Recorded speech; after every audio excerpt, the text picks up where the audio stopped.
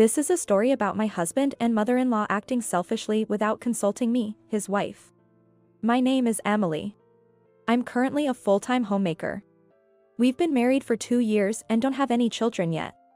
My husband, Michael, is busy with work and comes home late every day. We met at a training session for people in the same industry. Since we were both at a good age for marriage, we decided to get married after a year of dating. Our marital relationship was neither good nor bad, but we mostly talked about work. I think we had less conversation than a typical married couple. My husband sometimes consulted me about his work. While I was happy to be relied upon, it reminded me of my working days and increasingly made me want to go back to work. The reason I quit my job to become a full-time homemaker was that my husband suddenly said he wanted me to focus on household chores. I was already good at housework, so I tried to be okay with being a homemaker, but then an incident happened. That's when I found out the real reason why my husband made me a full-time homemaker. One day, I was cleaning my husband's room. When I opened the closet to start changing out the clothes for the season, I found women's clothes lined up inside. What? Whose are these? Could it be an affair? I thought for a moment, but then realized that it was unlikely for someone to brazenly leave their clothes in a house they shared. Since my husband works in fashion, I thought maybe these clothes were for work. That night, when my husband came home from work, I asked him about the clothes in the closet. And the situation turned out to be worse than if it had been an affair. Ah, those? They're all my mom's clothes. Why? What? They're your mother's clothes? Why do we have so many of her clothes here? When I asked this, I received an unexpected answer. Ah. Starting next month, Mom's going to live with us, he said nonchalantly. What? What did you just say? Mom suddenly said she wanted to live together. It's really troublesome, right? Anyway, that's the situation. I'll arrange the move, so don't worry. Can you just prepare a room for her? I was stunned by the sudden news and speechless. Why wouldn't you consult me about such an important matter? I haven't heard anything about this. Why are you raising your voice? I just told you, didn't I? Why are you so angry? He replied. My father-in-law passed away when my husband was young, and my mother-in-law currently lives alone. She's perfectly healthy and not ill in any way. She occasionally comes to our house, checks every corner, and nags me about my housekeeping. As a woman, it's a shame you can't do housework. You might have been excellent at your job, but a woman needs to be good at housework, you know? How can you serve this kind of food to my son? You should learn cooking properly, she always says sarcastically to me. It's classic mother-in-law harassment. Living together means I won't know what she'll say every day. Just thinking about it is depressing. She is my parent, so it should be okay to live together, right? We were planning to live together eventually. And you knew you'd have to take care of her, right? That's why I had you become a full-time homemaker, my husband said.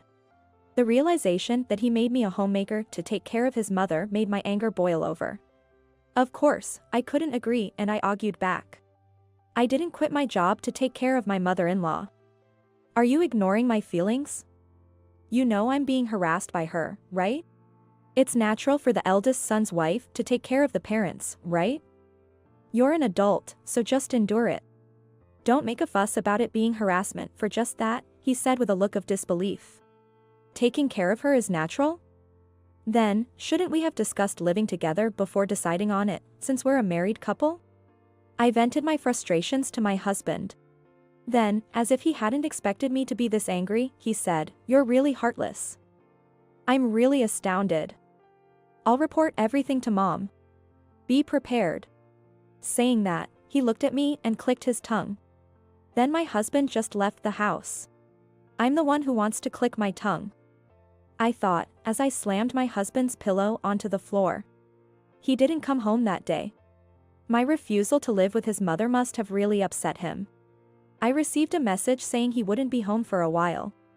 It was only after a week that my husband finally came home. As soon as he arrived, he said with a stern face, "I've discussed the future with Mom." I had a little hope that he might have given up on the idea of living together. But then I was informed of an unexpected outcome of their discussion. This is the result of our discussion. Saying that, he handed me a piece of paper. It was a completed divorce form. What's this? What does this mean? If you refuse to take care of my mom, you're not fit to be a wife, right? I don't need such a wife. So, I think divorce is the only option.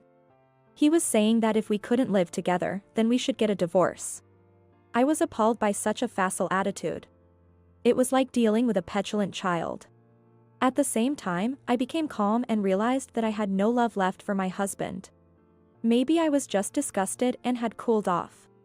With that feeling, I didn't feel like arguing anymore and just listened to him silently.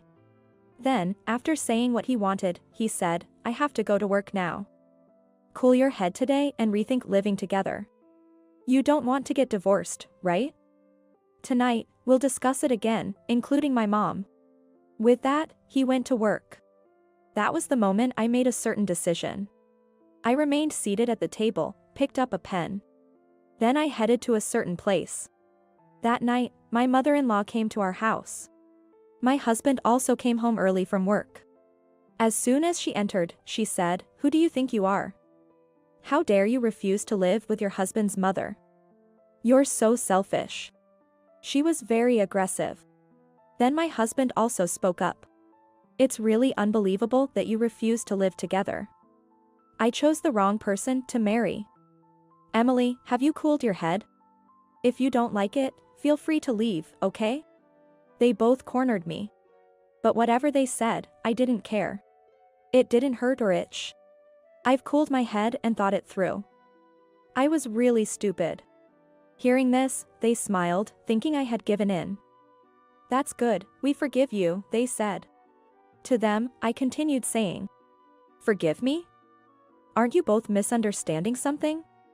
I've cooled my head. Do you understand what that means? Sorry. But I can't live with people who can't even consider their daughter-in-law's feelings." They were shocked by my unexpected words. "You're not going to say you want a divorce, right? If you hate it so much, you don't have to live together. I can still live alone. Let's discuss this slowly in the future." "Michael, that's okay. Right? Let's put off the living together." My mother-in-law suddenly changed her opinion, trying to please me. "Mom, you're misunderstanding again. There's no way I will live with you in the future." "Why?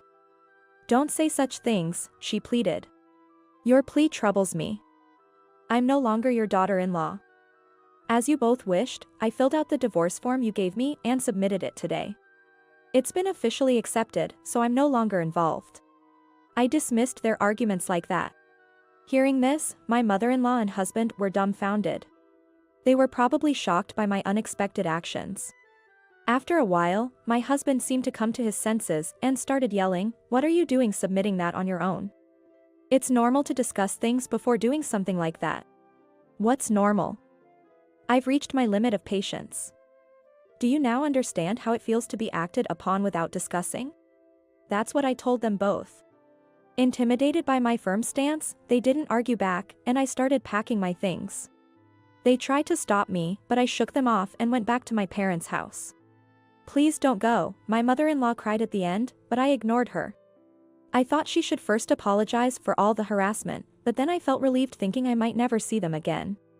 This time, they probably thought that waiving the divorce papers would easily make me agree to live together. Perhaps they assumed that as a homemaker, I wouldn't easily agree to a divorce. I'm not so weak as to endure living together for such reasons. The divorce papers were just a joke. "I'm sorry. Please cancel it." Later, my husband came to my parents' house, begging on his knees, but of course, I refused.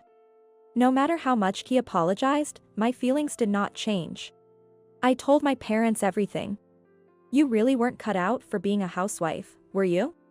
They didn't probe too deeply, just said that. It was just like my parents. Afterward, my husband continued to contact me, not learning his lesson.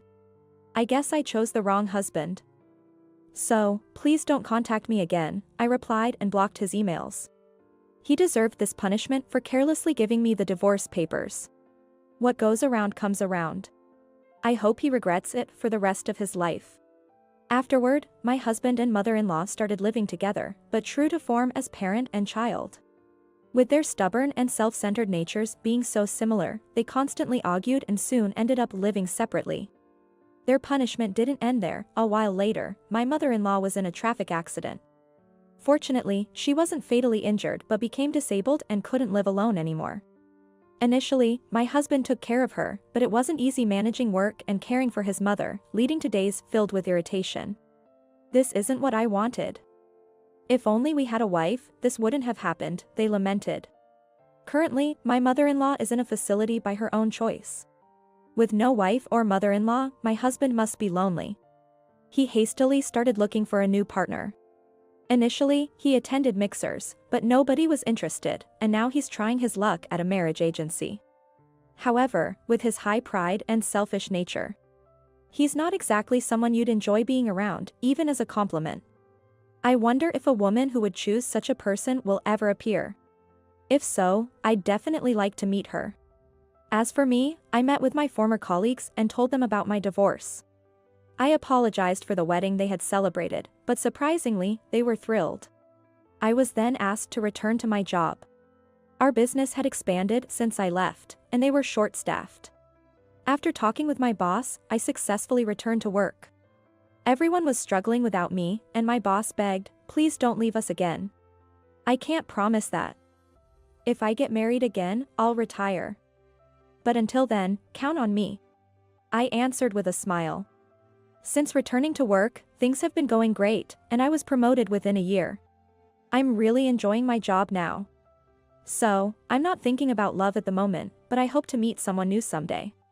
My first condition for the next person I meet is that they must respect my opinions. The world is vast. I'm confident that I'll meet such a person one day.